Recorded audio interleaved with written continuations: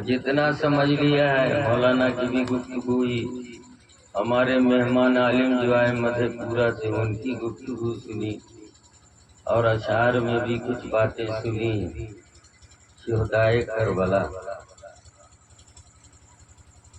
अब इसके बाद वक्त नहीं रह गया है कि आपसे कोई मजीद ऐसी गुफ्तगू की जाए जो बहुत नई में नई हो। मगर एक बात जरूर है, एगो मकूला है, अदले का बदला। अदले का बदला। दाल पैसा लिया है तो दाल देना ही हो। आप उसकी जब पैसा नहीं दे, हाँ देने वाला अगर मान जाए तो फिर कोई और बात। अदले का बदला जब हमको लाने गया ना तो हम किताब देख रहे थे, तो उस किताब में हमारी पहली नजर जो पड़ी तो उसमें लिखा हुआ था अदले का बदला। अदले का उसमें लिखा हुआ था ये हजरत फुज़ैल इब्न अयाज़ रहमतुल्लाह अलैह, हजरत फुज़ैल इब्न अयाज़ रज़ी अल्लाह ताला अन्हु पहले डाकू थे। क्या थे? अल्लाह ताला ने तौफीक दी तो तौबा कर लिया। लंबा वाक़या है। तौबा करने के बाद उन्होंने हरम शरीफ को पकड़ लिया। वहां रहना सहना होता था। वहां उन्होंने एक किताब लिखी। अरब वाले थे, अरबी जानते थे। उन्होंने एक किताब लिखी, किताबुश शिफा। किताबुश शिफा। उस किताब में हजरत ने हुजूर पाक सल्लल्लाहु अलैहि वसल्लम के जिस्म के हर टुकड़े की तारीफ। उंगली कैसी थी, नाखून कैसा था, भौं कैसी थी, गर्दन कैसी थी, आँख कैसी थी, होंठ कैसे थे, यही सब। जिस्म का रंग कैसा नहीं। तो वही फरमाते हैं कि जब मुझसे कोई गुनाह हो जाता है तो मैं जान जाता हूँ। कभी कभी अनजाने में आदमी गुनाह कर लेता है, उसका दिमाग में कोई असर नहीं रहता, लेकिन उसका पता कब चलता है जब आदमी को उस गुनाह का बदला मिलता है।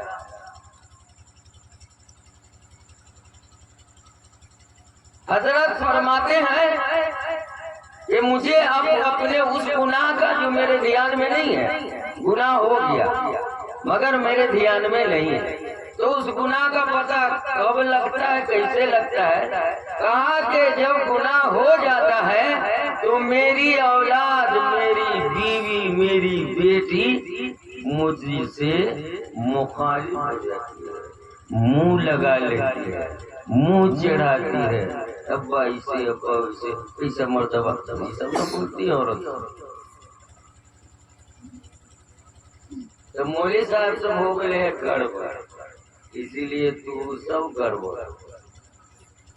आपको तमीज नहीं है, कहीं तो न कहते, लेकिन आज हम कहते हैं। इस गांव से ज्यादा अकीदत मोहब्बत होती है, वहां कुछ कहने में डर नहीं लगता। आप लोग जो दाद देते हैं, अबू दाद है कि खुजली है कि कौनसी है, काफी लोग जाने। बाबा क्या बात। शिया सब जो होता है ना, तो अपने उलमा की उसका स्टेज जो है, स्टेज ये जो तार आया हुआ है ना, इसी तार के बराबर ऊंचा होता है और उस पर उनके उलमा बैठ करके तकरीर करते हैं। समझा?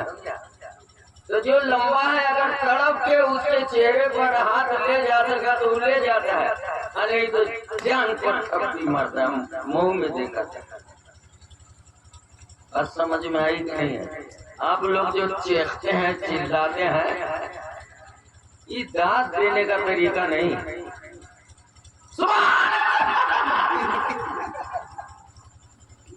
ये कौन बात हुई? अल्लाह भी डर जाते होंगे ये कमबख्त, ये हमारी मखलूक, हम इसके खालिक, मगर इसकी आवाज इतनी भोली है ये शैतान से भी बदतर मालूम। हुजूर सल्लल्लाहु अलैहि वसल्लम जो थे, कभी कभी हजरत हसन रज़ी अल्लाह ताला अन्हु को मिंबर को बैठा देते थे अपने, और जब वो नज़म पढ़ते थे तो हुजूर फरमाते थे आपका सुभान अल्लाह और उधर नबी का जुमला, जरा ठिकाने में रहिएगा, आपको मालूम नहीं तो क्या जुमला करिएगा। सुभान अल्लाह रोट लिया, असर की नमाज में सुभान अल्लाह, असर की नमाज में अल्हम्दुलिल्लाह, असर की नमाज में अल्लाह हो, ये तीन को तो रटाना हुआ, सब जानता है तो सुभान अल्लाह। हज़रत मोहम्मद रसूलुल्लाह सल्लल्लाहु अलैहि वसल्लम फरमाते थे अय्यदकल्लाहु बिरूहिल कुदुस, ए शायर इस्लाम हसन, अल्लाह ताला तेरी मदद जिब्राइल के हाथ से करे। ये दुआ को दो, इसलिए शायरों से जो है हम तो क्या कहें, मगर अफसोस भी होता है। शेरो शायरी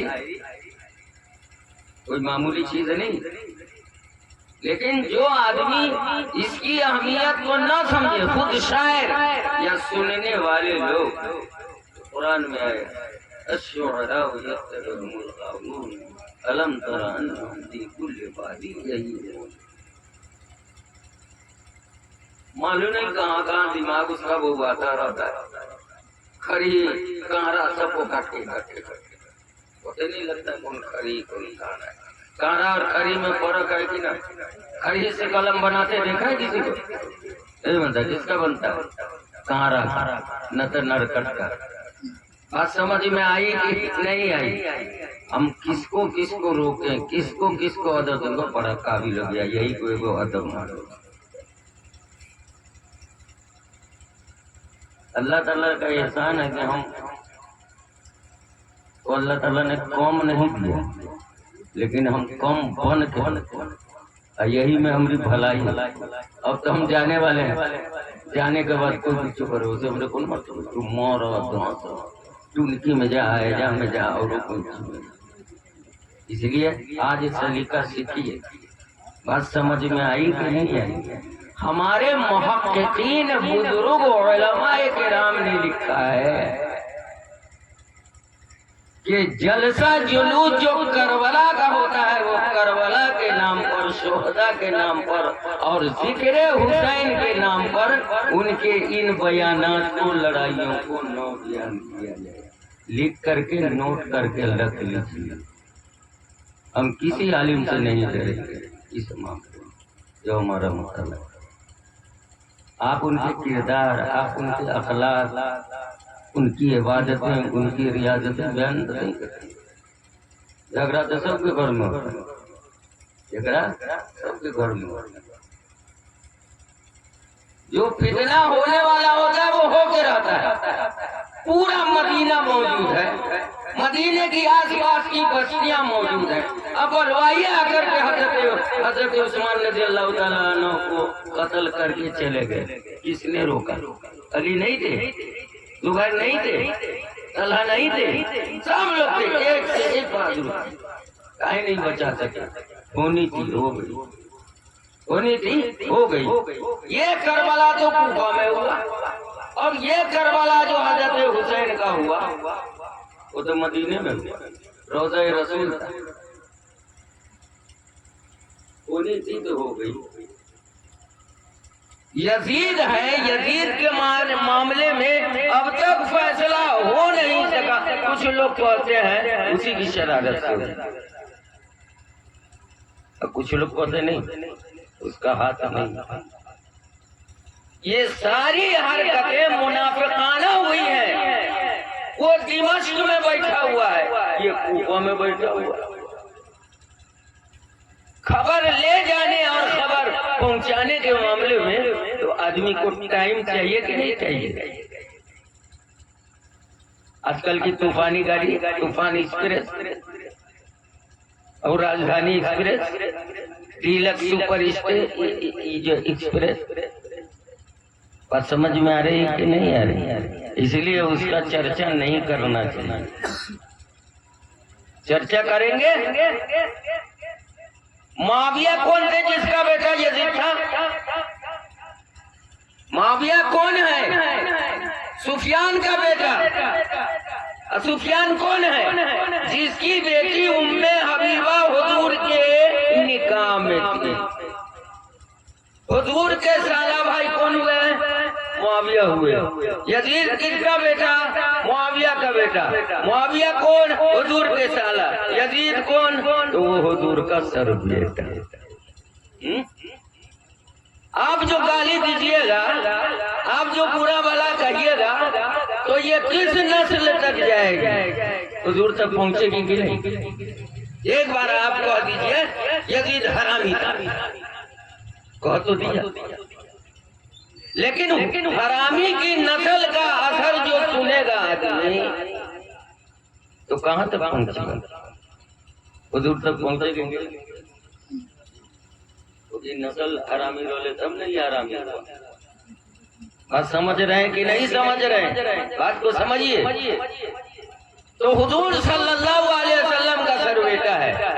अब्दुल्ला का भी एक रिश्ता है, हुर का भी एक रिश्ता है, शिमर का भी एक रिश्ता है, जियाद का भी रिश्ता है जिसका बेटा उबैदुल्लाह। सबका रिश्ता जुड़ा हुआ। इसको बुरा भला कहिएगा, वाकया सुनिएगा तो किसी को अच्छा कहिएगा, किसी को बुरा कहिएगा कि ना कहिएगा। बात समझ में आई कि नहीं आई? अरे हजरत खालिद इब्न वलीद रज़ियल्लाहु ताला अन्हु थे, उन्होंने कितनी जंगे फतह की। जंगे मूता में उनके हाथ से 8 गो तलवार टूटी थी। कितना कत्ल किया होगा, कितना खर्चा होगा, कितना तराशा होगा। ये लोगों की गर्दनें कैसी थी जिसने तलवार को तोड़ दिया? कै गो तलवार? 8 गो। तारीख की शहादत के मुताबिक 8 गो। 8 गो तलवार टूटी थी। बात समझ में आई कि नहीं आई? आई। 8 गो तलवार। उस तलवार को अगर यहाँ पर किसी आदमी के देह पर रख दिया जाए,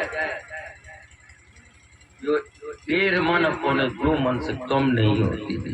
अब देखो, पट्टे भरा रहेगा तब वो, चित्ते रहेगा तब वो, चित रहेगा तब वो जल्दी। इतनी भारी तलवार रहती, वो कैसा फौलादी बाजू रहा होगा जो 1.5 मन से इधर ढाल पकड़े हुए हैं, इस हाथ में तलवार पकड़े हुए हैं, इधर से दुश्मन के वार को रोकते हैं, इधर से तलवार से कतर रहे हैं। समझा? खालिद इब्न वलीद रज़ियल्लाहु ताला अन्हु की मौत कहाँ हुई? खटिया। वो तरसते रह गए, अफसोस करते थे। ए मौलाए करीम, जंगों में शिरकत इसलिए नहीं थी कि मैं बहुत बहादुर था, लोग समझते थे।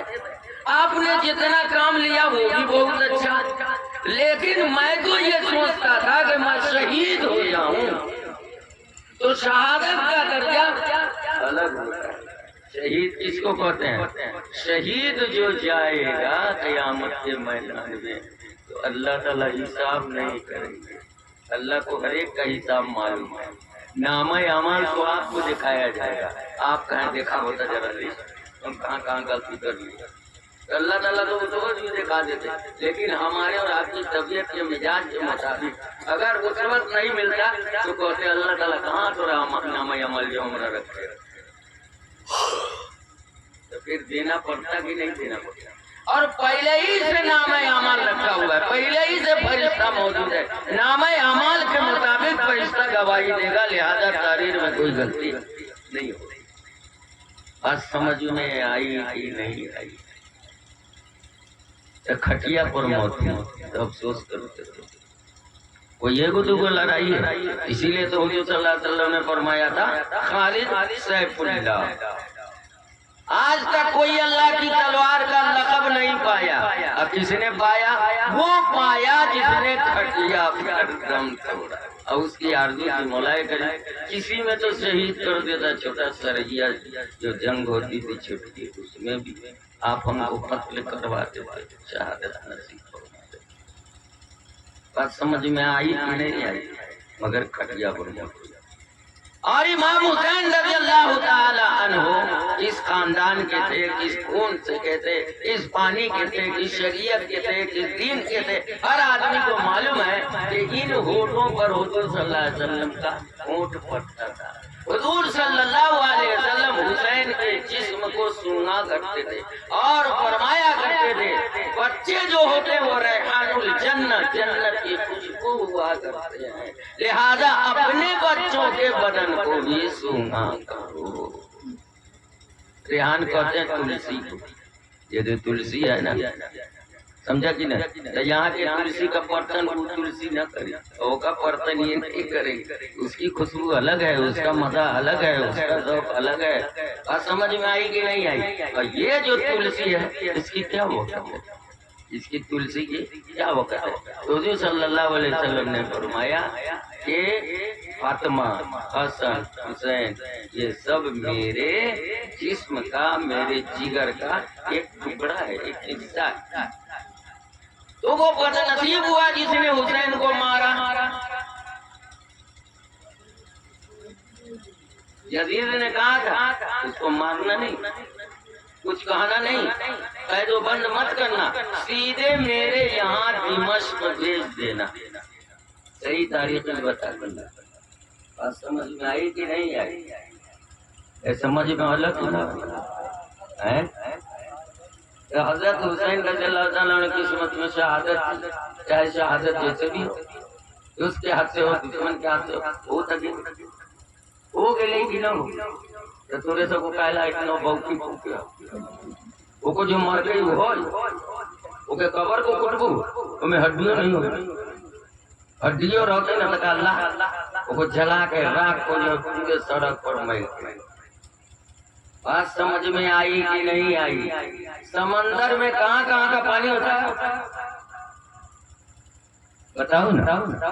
समंदर में हर जगह का पानी होता है।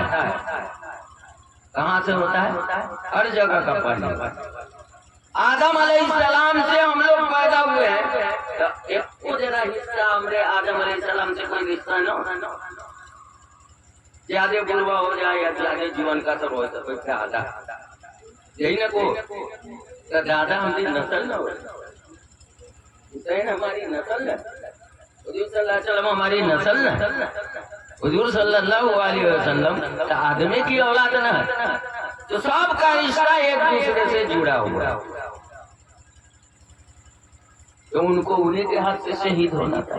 उसमें यजीद का कसूर हो न हो अल्लाह आलम सवाब, लेकिन किताब तो गवाही देती है असली सूरत खुद हजरत हुसैन रज़ियल्लाहु ताला अन्हु के खानदान का, जो उनके बाप उनका दूसरे माँ से बेटा था मोहम्मद इब्न हनी, उन्होंने कहा मैंने यजीद को करीब से देखा है, एक हफ्ता रहा हूँ, लेकिन कोई ऐसी शरारत नहीं, लेकिन लोगों ने कहा जनाकार है, बदकार है, कुत्ता रखता था, कुत्ता को लेकर चलता था। उस जमाने में अंग्रेज का पता ही नहीं, सब जंगली जानवर थे, अंग्रेज के पास उस वक्त, इस जमाने में यजीद थे, उस जमाने में उन लोगों के पास कुछ अंग्रेजों के पास।